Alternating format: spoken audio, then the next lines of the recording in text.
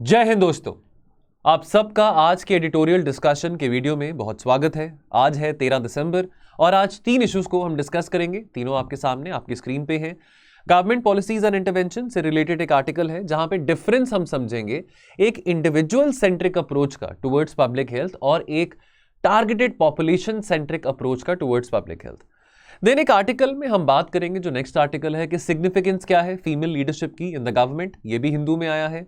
और एक article Indian express में आया है, the cost of GST. Now 5 साल हो चुके हैं जीएसटी रिजीम को आए को, वन नेशन वन टैक्स, लेकिन क्या लिमिटेशंस हैं जीएसटी में। पहले भी हमने इसके बारे जीएसटी के बारे काफी बातें करी हैं। आज काफी टाइम बाद एक आर्टिकल आया जो कि मुझे अच्छा लगा, रेलेवेंट लगा, जहां पे हम डिस्कस कर सकते हैं कि कैसे जीएसटी को और इंप्रूव किया जा सकता है और कैसे सही मायने में कोऑपरेटिव फेडरलिज्म को भी और स्ट्रेंथन किया जा सकता है। ये बातें डिस्कस करेंगे। Question of the day will be towards the end of the video. आगे बढ़ने से पहले एक एडवर्टाइजमेंट आपके साथ शेयर करना चाहता हूं, वो है हमारी प्रीलिम्स की टेस्ट सीरीज फॉर यूपीएससी 2023, जहां पे आपको 30 टेस्ट यानी कि इतने सारे क्वेश्चन, 3000 क्वेश्चन आपको मिलेंगे प्रैक्टिस के लिए, जिसमें से 12 आपके फंडामेंटल टेस्ट होंगे, 9 आपके एडवांस टेस्ट होंगे और 9 फुल लेंथ टेस्ट होंगे। हर एक टेस्ट का आपको डिटेल वीडियो डिस्कशन भी देखने को मिलेगा और आपको जो क्वेश्चंस का कॉम्बिनेशन होगा, यहाँ पे पीवाईक्यूज भी होंगे, स्टैटिक रिलेटेड टॉपिक्स के भी क्वेश्चंस होंगे, करंट अफेयर्स रिलेटेड टॉपिक्स के भी क्वेश्चन होंगे। एंड मोर ओवर आपको इस टेस्ट सीरीज के कोर्स में करंट अफेयर्स प्रोवाइड किए जाएंगे from January 1, 2022 onwards. End of course ये अप्रैल 2023 तक के करंट अफेयर्स आपको यहाँ पे इस पर्टिकुलर कोर्स में देखने को मिलेंगे।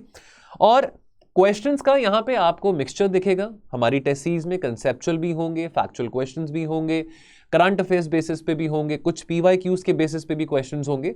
तो आप देख लीजिएगा, अगर आपने ये टेस्ट सीरीज अवेल करनी है, आप हमारे टोल फ्री नंबर पे कॉल करके इसके बारे और इन्फॉर्मेशन ले सकते हैं। Now, curbing individualism in public health, ये आर्टिकल लिखा है मैथ्यू जॉर्ज ने, जो कि प्रोफेसर हैं department of public health and community medicine में। नाउ अब यहाँ पे एक बहुत इंटरेस्टिंग एक बात यहाँ पे हमारे सामने आई है। देखिए, अब बीमारियां तो किसी को भी हो सकती है, और देखिए जब किसी गरीब घर में अब देखिए अगर कोई एक परिवार है, गरीब परिवार है, वहां पे एक ही इंसान है जो कि कमाता है, जो ब्रेड अर्नर है ऑफ द फैमिली, तो डेफिनेटली अब जब बीमारी होती है, हॉस्पिटल जाना पड़ता है, तो आउट ऑफ पॉकेट एक्सपेंडिचर बढ़ जाता है। आउट ऑफ पॉकेट एक्सपेंडिचर को थोड़ा रिड्यूस करने के लिए दुनिया की सबसे लार्जेस्ट जो कि हेल्थ इंश्योरेंस स्कीम है, प्रधानमंत्री जन आरोग्य योजना, जो कि आयुष्मान भारत का कंपोनेंट बनता है, हमारे यहां पे इंडिया में ये स्कीम चलाई जाती है, जहां पे अश्योरेंस दी जाती है, तसल्ली दी जाती है कि जो बहुत गरीब घर के जो लोग हैं, वल्नरेबल जो लोग हैं, उनको कभी ऐसी सहायता की जरूरत पड़े, कभी उनको हॉस्पिटलाइजेशन हो, कभी कोई ऐसी सीरियस बीमारी हो, कोई रोग हो, तो उनको 5 लाख रुपीस पर फैमिली उनके हॉस्पिटलाइजेशन में प्रोवाइड किया जाएगा। बात यहां पे समझनी जरूरी यह है कि ठीक है, out of pocket expenditure reduce करना सरकार की प्रायोरिटी होनी चाहिए। एक गरीब परिवार के लिए इतना सारा पैसा निकालना बहुत मुश्किल हो जाता है। लेकिन अब यह बात को हम समझें कि इस पूरी स्कीम में बेनिफिशियरीज कितने हैं। लगभग 10 करोड़ फैमिलीज। 10 करोड़ फैमिलीज को अगर हम मान के चले तो यहां पे लगभग 50 करोड़ इंडिविजुअल्स इसमें कवर्ड हो जाते हैं। 50 करोड़ इंडिविजुअल्स इस पर्टिकुलर स्कीम में कवर होते हैं आउट ऑफ अ पॉपुलेशन। हमारे अगर अपने देश की बात करें, चलो 140 करोड़ की आबादी भी मान के चलें, तो 50 करोड़ पीपल इसमें कवर्ड हो रहे हैं। लेकिन क्या 50 करोड़ लोगों को हॉस्पिटलाइजेशन की जरूरत पड़ती है, चाहे कोविड आए चाहे कोविड ना आए? बात सोचने वाली यह है, इवन कोविड के टाइम पे भी जो सीरियस हॉस्पिटलाइजेशन की जो प्रॉब्लम आई थी, केवल 20% लोगों को थी। अब आपने वैक्सीन लगाई है, वैक्सीन लगाने से ऐसा तो नहीं है कि आपको कोविड नहीं होगा। कोविड आपको हो सकता है, कभी भी हो सकता है। इनफैक्ट अभी तो चलो कोई कोविड का वेव नहीं आया, लेकिन अब आपको सीजनल कोई खांसी है, जुकाम है, कुछ प्रॉब्लम चल रही है कुछ ज्यादा समय के लिए, तो कहीं ना कहीं वो भी आज के टाइम पे कोविड का ही रूप माना जाता है। तो इंजेक्शन लगाने से, वैक्सीनेशन से आपका हॉस्पिटलाइजेशन का जो चांस था वो रिड्यूस हो जाता है। लेकिन हॉस्पिटलाइजेशन आपको कभी भी हो सकता है, कोविड आपको ना भी हो, कोई और बीमारी भी हो। सवाल यह आता है कि जब एक समय में 50 करोड़ लोग तो हॉस्पिटल में नहीं जाने वाले हैं, तो क्यों नहीं हम एपिडेमियोलॉजी को यूज करके टारगेटेड पॉपुलेशन के ऊपर ही हम फोकस करें कि कैसे ऐसी ग्रेव सिचुएशन में, ग्रेव इमरजेंसी में कैसे हम इस बीमारी को, कोई भी बीमारी हो, उसको कंट्रोल किया जा सकता है, उसके स्प्रेड को कंटेन किया जा सकता है। और टारगेटेड पॉपुलेशन यानी कि वो लोग जिनको कोमॉर्बिडिटीज हैं, डायबिटीज है, बीपी की प्रॉब्लम है, हाइपरटेंशन की प्रॉब्लम है, जिनका जो चांस है जिनकी जो प्रोबेबिलिटी है हॉस्पिटलाइजेशन की वो ज्यादा है, तो केवल उन्हीं लोगों को फोकस करें। ऑफ कोर्स वो लोग अगर गरीब घर से हो तो और भी बेहतर बात है कि उन लोगों को सरकार और सहायता दे सकती है।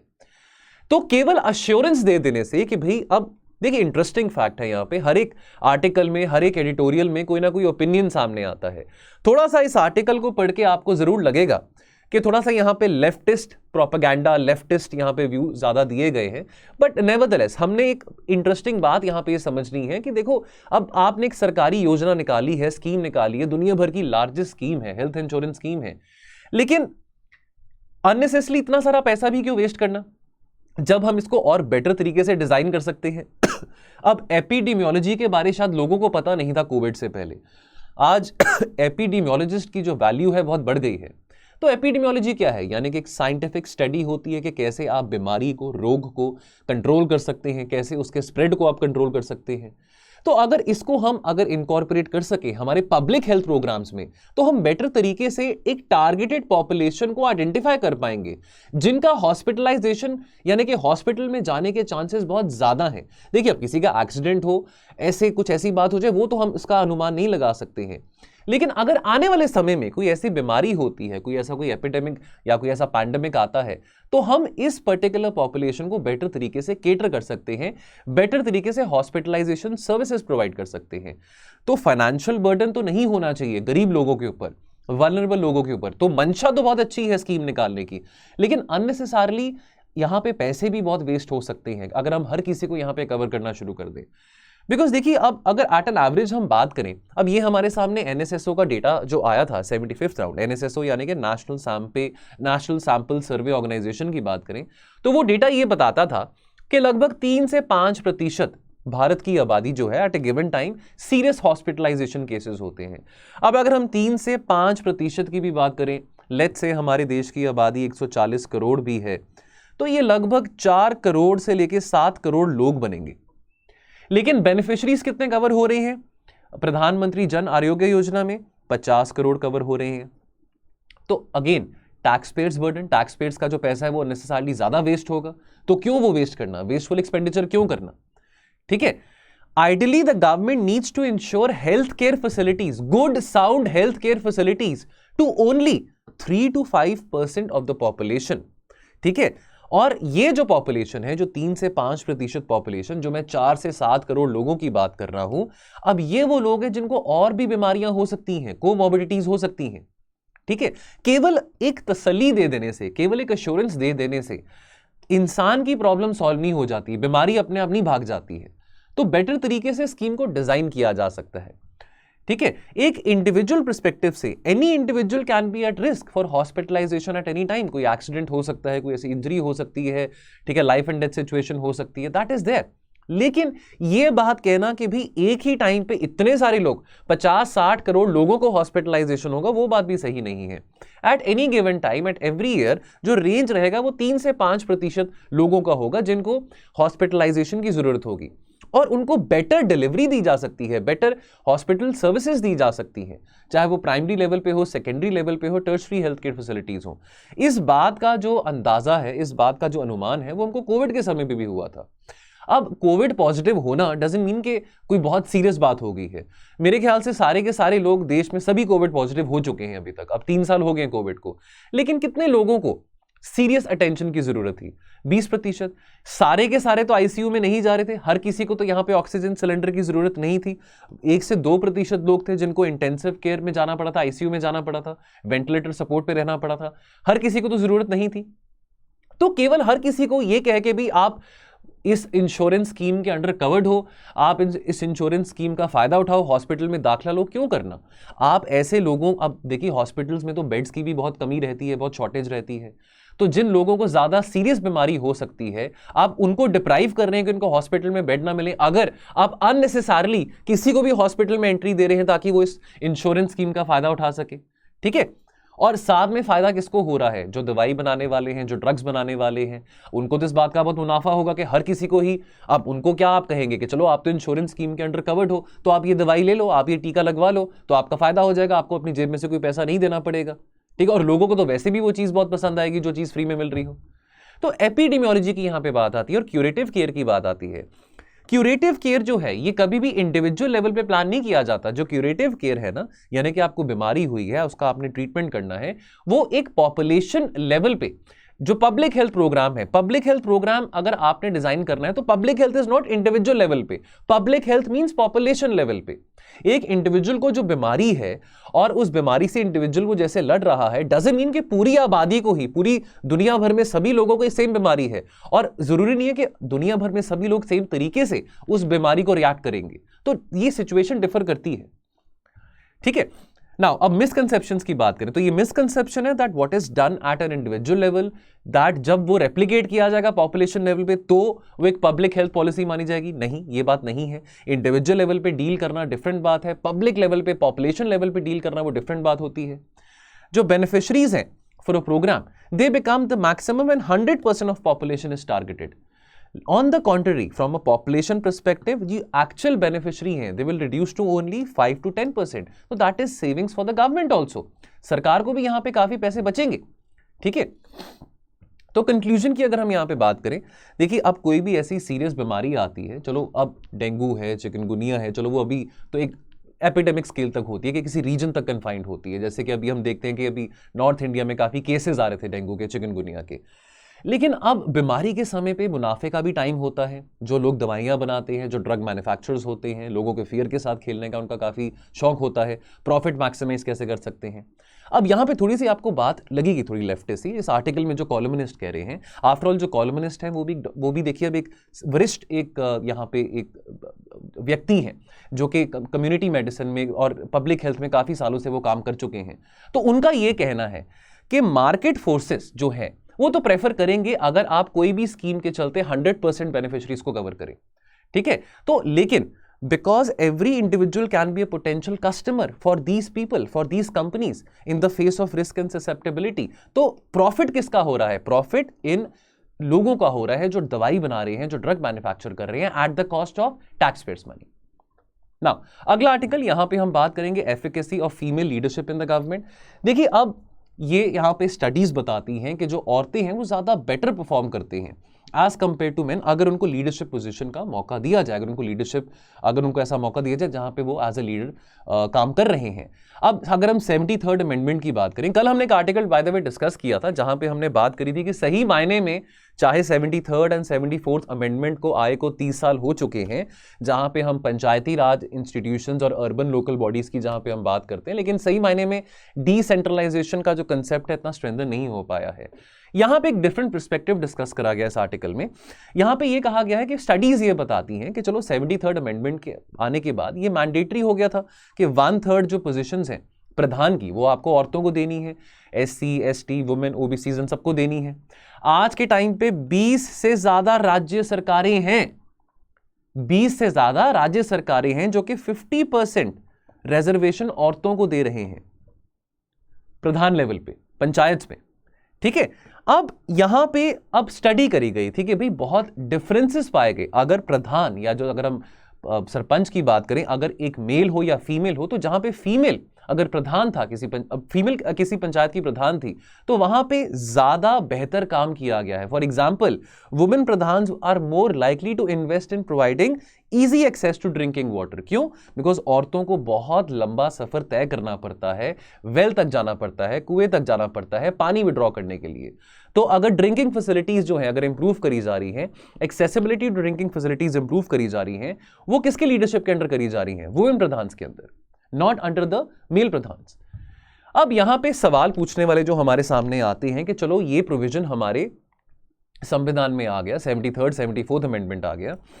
अब राइट टू वोट की हम बात करते हैं, बहुत सारे देशों के लिए, इवन वेस्टर्न कंट्रीज के लिए भी यूनिवर्सल अडल्ट जो सफरेज है, यानी कि औरतों को अधिकार नहीं था वोट करने का, औरतों को अधिकार बहुत लेट आके मिला है। इनफैक्ट अमेरिका में 1920 के बाद जाके मिला है। यूरोप में it was only in the inter war period between the world war period, world war 1 and world war 2 के बीच की बात है जब औरतों को वोट करने का अधिकार मिला था। लेकिन अगर हम अपनी बात करें, भारत की बात करें, जब से हमने आज़ादी पाई है तब से चाहे आदमी हो चाहे औरत हो तो उनको वोट करने का अधिकार है।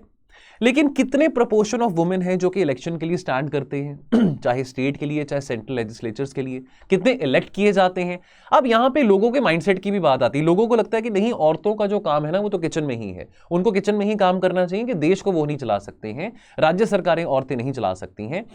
परहैप्स एक इंपॉर्टेंट यहां पे सवाल हमारे सामने आता है, how many women occupy important positions in the executive branch of the government. And ये बातें हम तब कर रहे हैं जब we have seen Indira Gandhi as the prime minister. तो in fact Indira Gandhi has served as the prime minister, we have seen a female president as well, we have seen female speakers as well. Now presently अगर हम chief minister की बात करें, अभी फिलहाल तो ममता बनर्जी ही हैं इकलौते जो फीमेल चीफ मिनिस्टर हैं। पहले ऑफकोर्स जयललिता भी रह चुके हैं, मायावती जी भी रह चुके हैं, ठीक है ना। बट सवाल यहाँ पे सोचने वाला है कि इतने कम फीमेल पर्सनालिटीज क्यों हैं जो कि इतने टॉप मोस्ट पोजिशन पे हैं। अब अगर हम अबाउट दी सफरेज की बात करें, यूनिवर्सल अडल्ट सफरेज की बात करें, तो हमको इस बात पे बहुत गर्व की बात है कि औरतों को भी अधिकार मिला था वोट करने का आज़ादी के बाद, 1947 के बाद, ठीक है। पहले जनरल इलेक्शन में उनको औरतों को भी अधिकार मिला था कि वो भी वोट कर सकते हैं। लेकिन so called mature democracies, America या यूरोप की भी बात करें, वेस्टर्न यूरोप की बात करें, वहां पे औरतों को बहुत संघर्ष करना पड़ा था before they were allowed to vote. In fact America में they were not allowed to vote until 1920। और अगर हम यूरोप की बात करें तो यूरोप में औरतों को अधिकार वोट करने का it was only between the periods of world war 1 and world war 2 कि उनको ये राइट मिला था। वो भी क्यों? क्योंकि वर्ल्ड वॉर के टाइम पे, वर्ल्ड वॉर 1 में भी, वर्ल्ड वॉर 2 में भी बहुत सारे आदमी थे जो कि लड़ाई लड़ने के लिए जाया करते थे। कंस्क्रिप्शन वहां पे काफी की जाती थी, यानी कि लोगों को जाना पड़ता था, चाहे वो फौज में नहीं भी थे, चाहे वो कोई और भी प्रोफेशन में थे, डॉक्टर थे, इंजीनियर थे, फिर भी उनको मैंडेटरी लड़ाई लड़ने के लिए जाना पड़ता था। तो उसके बीच में अब उनके पीछे अब जो पॉलिटिकल अब यहाँ पे डिसीजन लेने हैं, जो फैसले करने हैं, तो औरतों को यहाँ पे मौका मिलना शुरू किया, यहाँ पे मौका दिया गया कि वो ये फैसले ले सकते हैं, वो भी वोट कर सकते हैं, ठीक है। तो जो एंटी फीमेल बायस था, ये भी यूरोप में वेस्टर्न यूरोप की बात करें, ये कब हटता है? It was only between the period of 1919 to 1940। Now this is quite a paradox. देखिए अब हम बात करें अंडर रिप्रेजेंटेशन ऑफ वुमेन का इन द इंडियन लेजिस्लेचर, ये बहुत स्ट्राइकिंग बात है। 2019 के इलेक्शन में, नाउ 2019 इलेक्शन में sent the largest number of women to the Lok Sabha. Despite this just constitutes around 14% of the total strength of Lok Sabha। हमारी rank क्या है? 143 है आउट ऑफ 192 कंट्रीज। अब ये बहुत यानी कि इतना पीछे हैं हम, मतलब हमारे देश में, हमारे अगर हम अपने पार्लियामेंट की बात करें, स्टेट लेजिस्लेचर्स की बात करें, जो प्रोपोर्शन है of women occupying seats as MLAs और MPs in the legislature, that is so less that हमारी रैंक क्या है? 143 out of 192 reported by the inter parliamentary union. In fact अगर हम रवांडा की बात करें तो रवांडा कहीं ऊपर है हमसे, with a staggering 60% of seats in the lower house, in the popularly elected house of Rwanda, which is occupied by women। Now women's bill languages की हम बात करें तो जो रिजर्वेशन है ऑफ 33% की औरतों को मिलनी चाहिए, चाहे वो पार्लियामेंट में हो, चाहे वो स्टेट लेजिस्लेचर में हो, अब ये बिल अटका हुआ है पिछले 27 सालों से। इनफैक्ट ये बिल को पहली बारी लोकसभा के सामने 1996 में रखा गया था, तब एच डी देवेगौड़ा की सरकार थी, ठीक है। अब आपने ग्राम सभा में, चलो लोकल बॉडीज में तो आपने रिजर्वेशन को मैंडेट कर दिया। आज 20 से ज्यादा राज्य सरकारें हैं जहां पे जो रिजर्वेशन है वो 50% भी है औरतों के लिए, ठीक है। अटेम्प्ट्स, कोशिश करी गई है कि ये कोटास जो है औरतों के लिए लोकसभा में भी और राज्यसभा में और स्टेट असेंबलीज में भी एक्सटेंड की जाए। लेकिन बात यहां पे ये आती है कि कोटास की बात आई ही क्यों औरतों के लिए? क्योंकि कहीं ना कहीं यहां पे बात आपके माइंडसेट की आती है, जो लोगों का माइंडसेट है। आप कोटास तो प्रोवाइड कर सकते हैं, लेकिन कोटास प्रोवाइड करना एक लॉन्ग टर्म स्ट्रैटेजी नहीं है, एक शॉर्ट टर्म स्ट्रैटेजी है। बिकॉज अब लोग अगर ये बात सोचेंगे कि औरतों का काम तो किचन में है, वो वोट कि भाई उनको क्या करना है, चुनाव लड़के, विधायक बन के, एमपी बन के, तो आप ये माइंडसेट से कैसे लड़ेंगे? अभी भी वोटर्स के अंदर बहुत बायस है कि नहीं, वो औरत को नहीं, वो एक आदमी को ही वोट देंगे। तो अब अगेन यहां पे ये बात आती है कि इसी के कारण जो परसेंटेज ऑफ फीमेल पॉलिटिशियंस है वो कम हो रहा है, इतना ज्यादा नहीं है। हमने देखे हैं बहुत इंपॉर्टेंट पर्सनालिटीज, हम सोनिया गांधी जी की बात करें, सुषमा स्वराज जी की बात करें, इन द पास्ट हमारे फॉर्मर फॉरेन मिनिस्टर रह चुके हैं, हम इंदिरा गांधी की बात करें, ममता बनर्जी हैं, जयललिता हैं, लेकिन उमा भारती जी की बात करें, लेकिन ज्यादा फीमेल पर्सनालिटीज नहीं है, कम है। They should be more. तो लोगों के माइंडसेट में भी बदलाव आना बहुत ज्यादा जरूरी है, नहीं तो अदरवाइज ये 33% या 40% या 45% रिजर्वेशन कोटा, ये बहुत शॉर्ट टर्म स्ट्रैटेजी होगी, लॉन्ग टर्म इंपैक्ट नहीं होगा। चलिए लास्ट आर्टिकल यहां पे हम डिस्कस करेंगे the cost of GST. Now अब यहां पे क्या बात करी जा रही है? देखिए 5 साल पहले बहुत एम्बिशियस ये जीएसटी रिजीम की बात करी गई थी। अरुण जेटली जी तब फाइनेंस मिनिस्टर थे।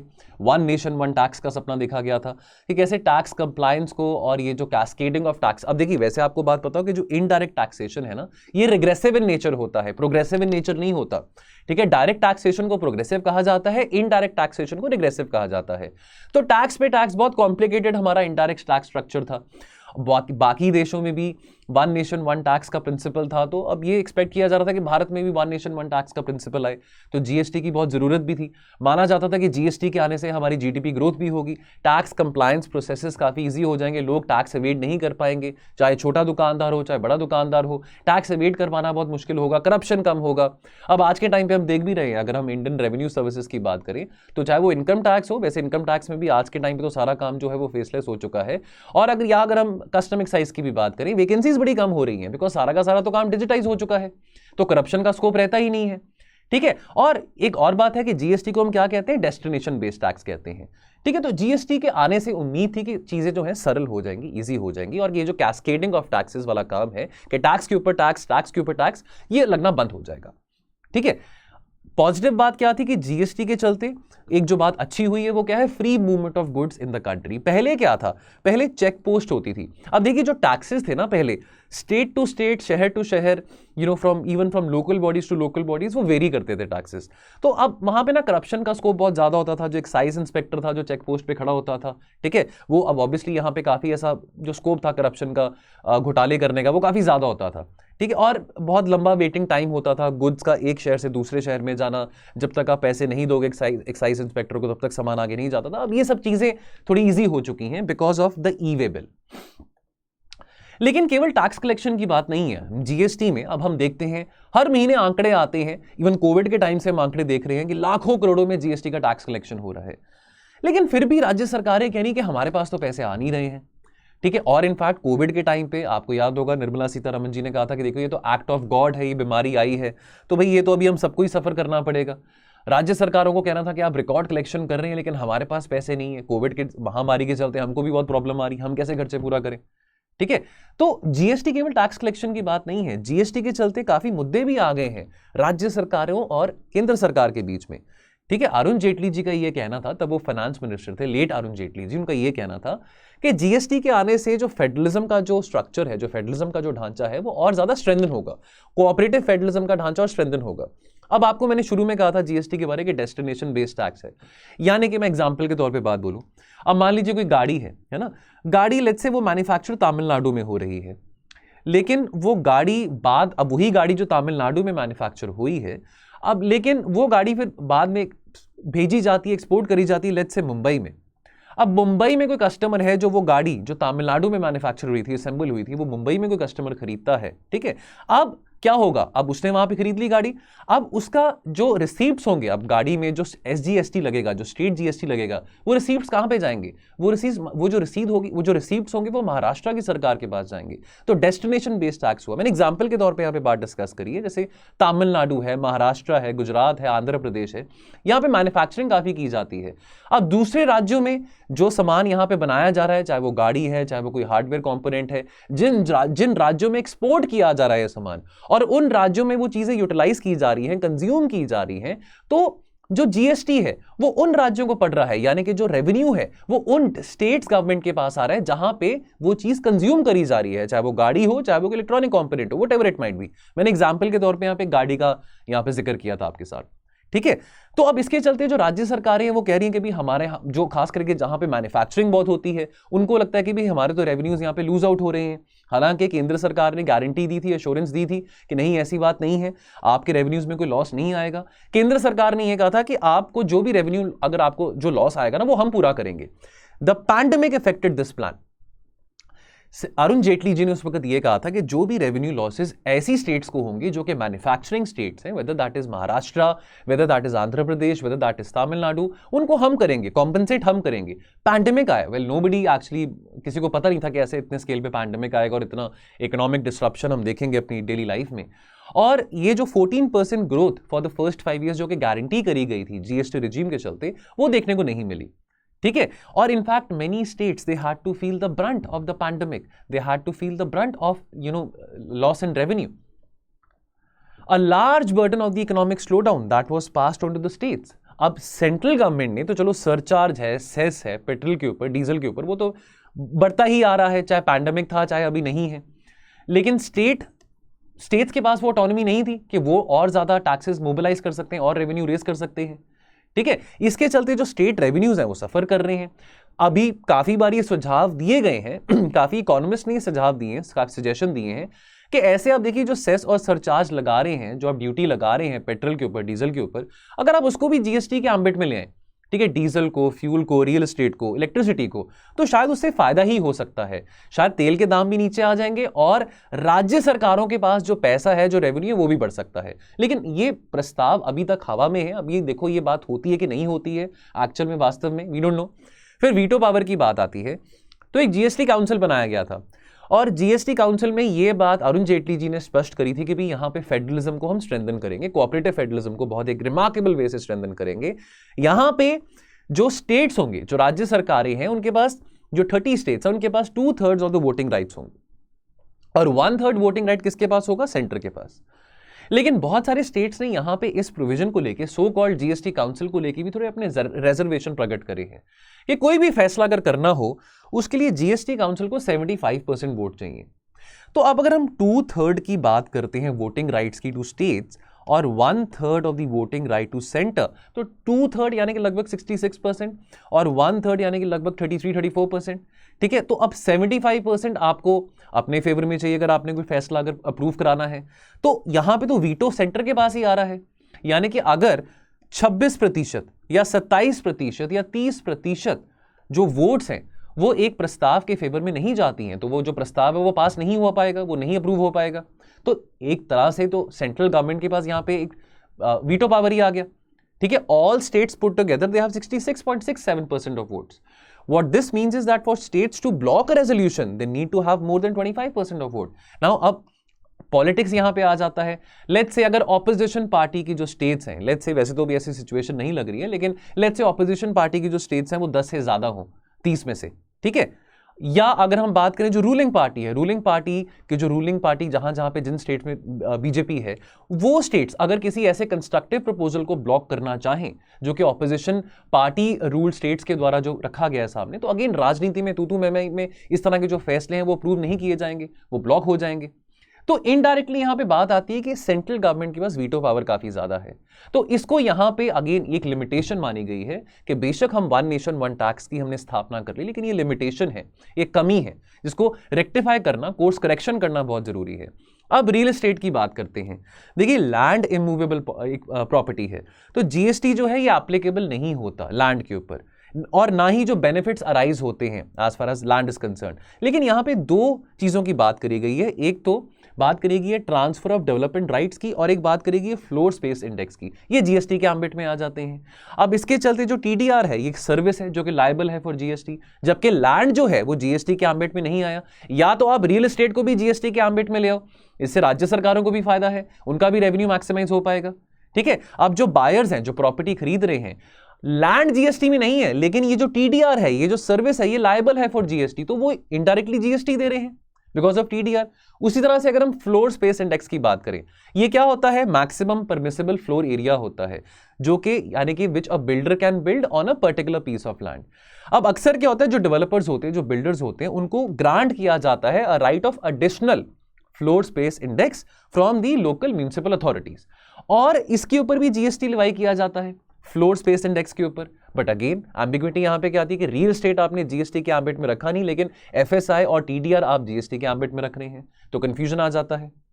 तो अब बर्डन ऑन जुडिशरी की बात, जो लास्ट बात यहां पे समझने को ये है कि एक एपेलेट ट्रिब्यूनल होना भी तो जरूरी है ना।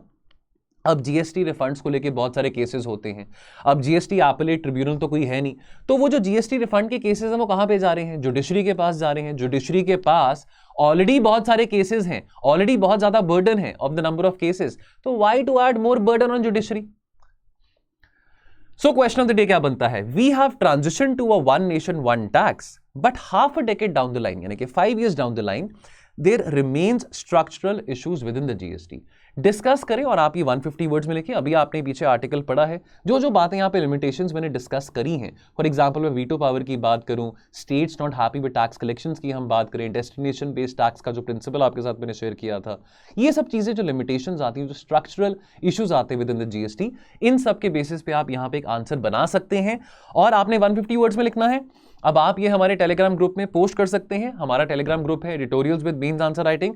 इस ग्रुप का एक्सेस पाने के लिए अभी आप वीडियो देख रहे हैं तो डिस्क्रिप्शन बॉक्स में जाएं और यहां पे आपको लिंक दिखाई देगा, क्लिक करेंगे तो आपको हमारे टेलीग्राम चैनल के प्रति रीडायरेक्ट किया जाएगा। यहां पे पीयर टू पीयर रिव्यू रहता है। यहां पे हम कोशिश करते हैं कि शाम को 6 बजे आपके साथ बेस्ट आंसर और मॉडल आंसर 6 बजे इस टेलीग्राम ग्रुप में पिन कर दें। जहां तक कल के क्वेश्चन की बात है, जो स्टेट फाइनेंस कमीशन वाला क्वेश्चन था, तो बेस्ट आंसर जो है प्रथम का है, प्रथम पावर का। सो प्रथम वेरी वेल डन, एंड प्रथम का जो आंसर है हम टेलीग्राम ग्रुप में जरूर पिन कर देंगे।